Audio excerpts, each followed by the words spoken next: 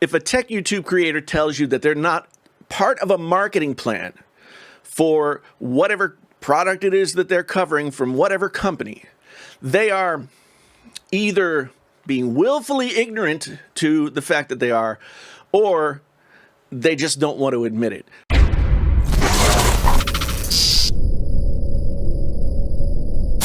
Okay, so this is probably going to be one of my more popular videos. Today I'm going to tell you the truth about tech YouTube channels in all of its glory and ugliness. So let's just go ahead and get started with it. Now, this whole thing started with a few videos that I watched yesterday. One was from somebody named Tech Lead. He has a couple of different channels. Tech Lead and Tech Lead Show is the channel that this video is on. It's called The Problem with Tech YouTubers. And then there was a response from my friend Travis that was also called The Problem with Tech YouTubers. And then from my friend Alt Dad Tech, YouTube tech reviewers, they're all fake. So these are the last two are responses to the first video. The first video was kind of frustrating because the first video basically said he doesn't like tech reviewers because they are part of the machine that creates consumerism, and they make a big deal out about smartphones, and they don't make a big deal about washing machines or toaster ovens or things like that.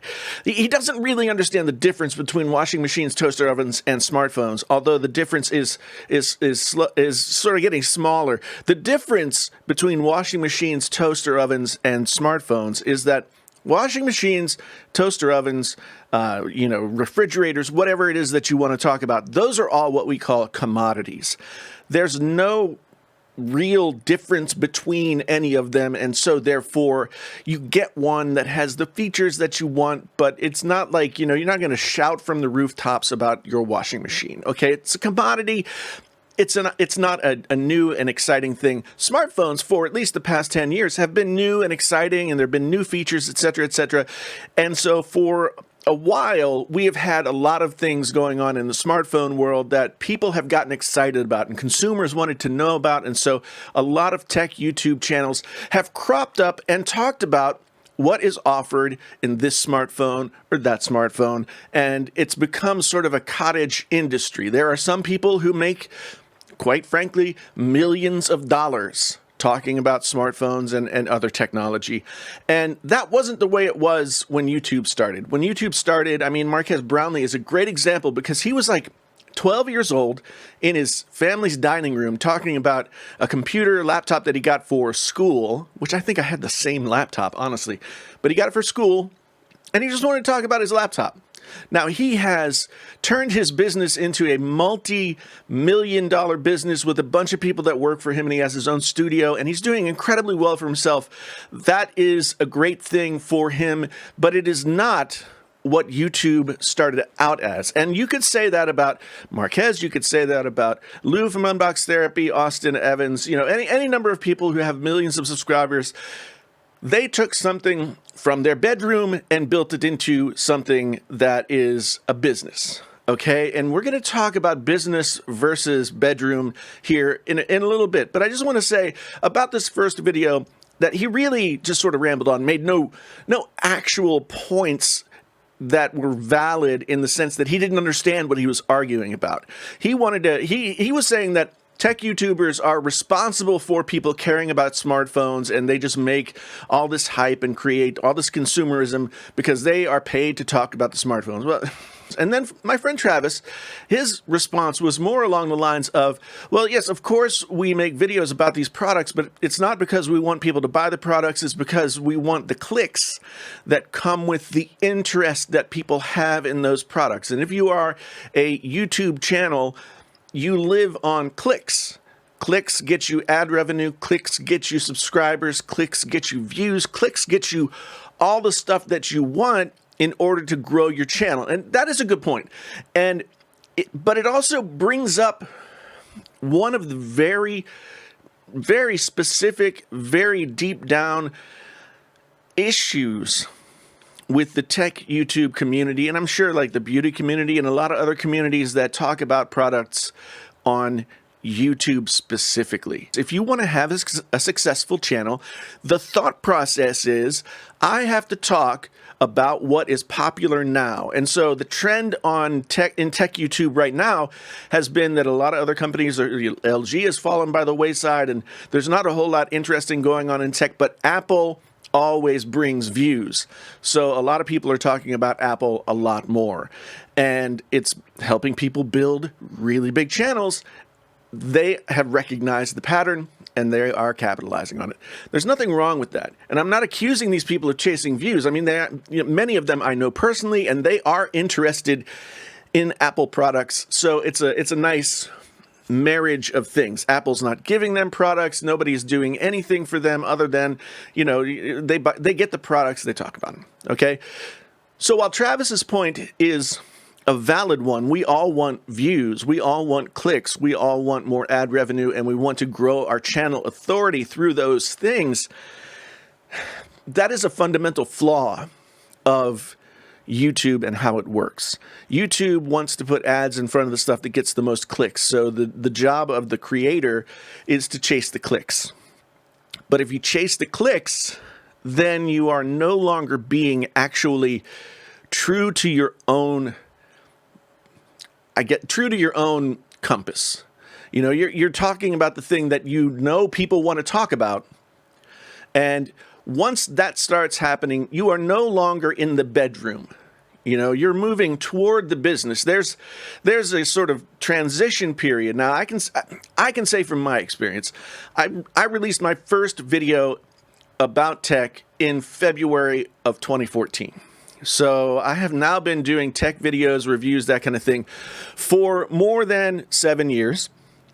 And the first 5 years or 4.5 years of my channel, I just talked about things like gaming headsets and stuff that I liked. And then I saw that people started watching, and then I started to try and, recognize why they were watching and try and recreate that. And eventually I was fortunate enough to have, a bunch of my videos, get a lot of views, et cetera, et cetera. My channel grew. That's what happens. Your channel grows. There is a continuum that exists from bedroom to business that all YouTubers go through if their channels grow, if they stick with it, if they're doing their thing. And that was part of my journey as I went through the thing. And now I'm in another part of my journey where I'm asking myself, do I really want to do this? Because what I have to do in order to continue to be successful is less palatable to me than what I would have to do otherwise. Okay, what I might want to do otherwise. So I'm in a little bit of an identity crisis because of where I've grown to. Each channel at each point in their growth goes through these different little identity crises.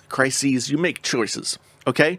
So then Alt Dad Tech, it's interesting, we go from a guy who I know on his other channel has a lot of subscribers, to Travis, who just hit 100K subscribers, and congratulations to you, Travis, that's freaking awesome.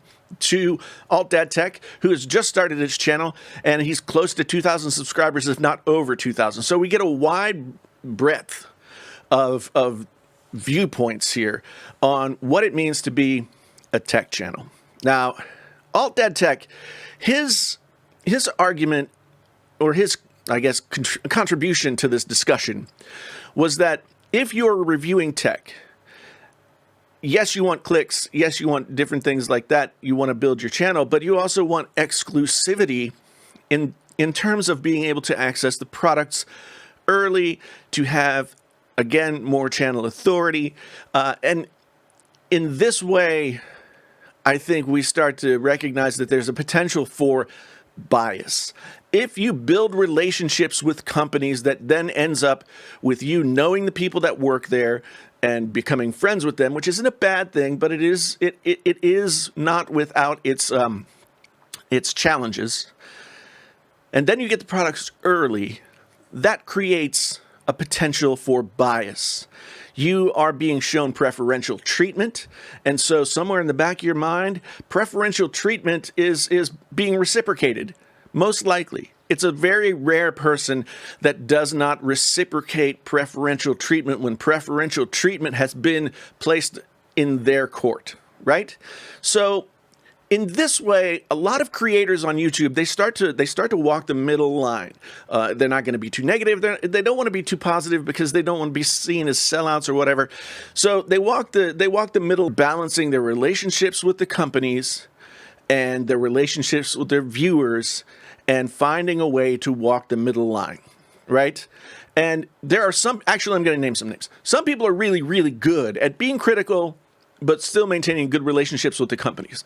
Michael Fisher has always impressed me with how well he critiques the tech that he reviews, and how, but yet at the same time, he is very, very good at maintaining relationships with the company. The problem with YouTube, the problem with influencer culture, the problem with the fact that you have average, regular people who have, by their own will, built some sort of social media presence that is then valuable to these companies to have them place their products in those people's hands, is that whereas in journalism, the name of the magazine, the name of the newspaper, whatever that might be, the name of the television program or the news program or whatever it is, those systems were set up where you have many levels of people between you, the reviewer, and whoever it is that creates the product.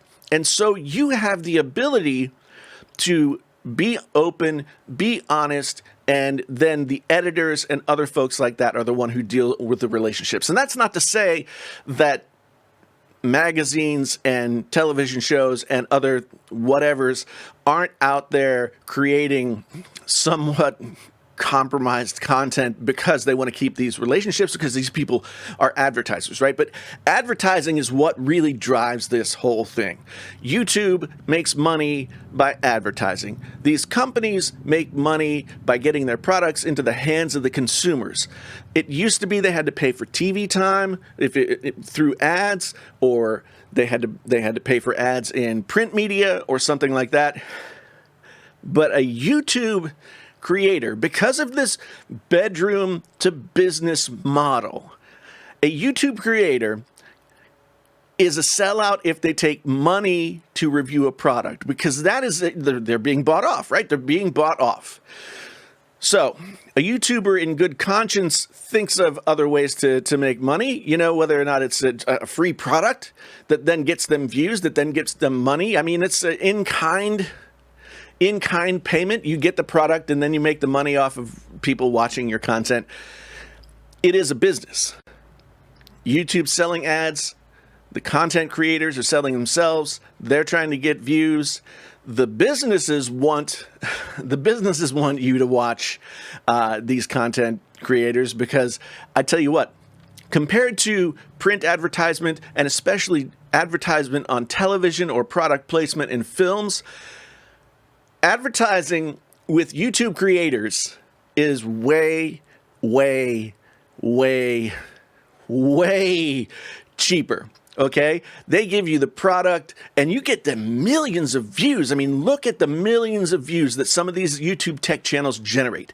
So the YouTube tech channels are basically generating millions of impressions for the products that these people are selling, right? And not getting paid for their real value. But that's, again, because YouTube is supposed to be an independent thing. But it's not. If a tech YouTube creator tells you that they're not part of a marketing plan for whatever product it is that they're covering from whatever company, they are either being willfully ignorant to the fact that they are, or they just don't want to admit it. Because whether or not they signed up to be a part of the marketing plan, as soon as they talk about the product, whether it was given to them or otherwise, as soon as they talk about the product, they are part of the marketing plan. Because these businesses are out there saying, we want, like, creator, influencers, whatever, blah, blah, blah. They are part of our plan. They get the word out there. Marquez Brownlee gets more impressions from an advertising standpoint than any media source possible in the world. Okay? So you get him to talk about your product favorably, it's going to do incredibly well. Okay? That's not to say anything about Marquez Brownlee and whether or not he's in the bag for anyone. I've talked to him before. We've addressed this before. There's no reason for him to do that because he's doing fine otherwise, okay? Whether you're an influencer or you consider yourself a journalist or whatever it is, you're all part of the marketing plan at one level or another. The reviewer who tries to remain fair and balanced may be slightly on one end of the scale compared to an influencer who's just basically, like a spokesperson for the product. And we know many people who do reviews, and really all they're doing is being spokesmodels for the products. And that's fine. There's all kinds of different content out there. What it comes down to is you as a viewer have to understand what you're watching and why you're watching it. You have to understand what is the value proposition that I'm entering into here when I watch this content created by this person. Is it entertainment? Is it information? What is it? And why am I watching it? What do they offer me? Do they offer me pretty pictures? Do they offer me hard facts? What are they offering and why am I watching it?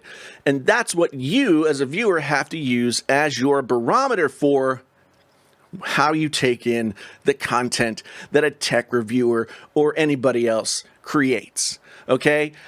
I have a slogan on my channel, Tech So Honest It Hurts, okay? Which means I really try hard to say exactly what I think about a product at the time that I'm thinking it. What is the mission statement of the channel that you're watching? And how do you relate to that mission statement? What are you getting out of it? That's the truth about tech channels. Tech channels are out there with different value propositions for every single viewer, and you as a viewer have to understand what that is.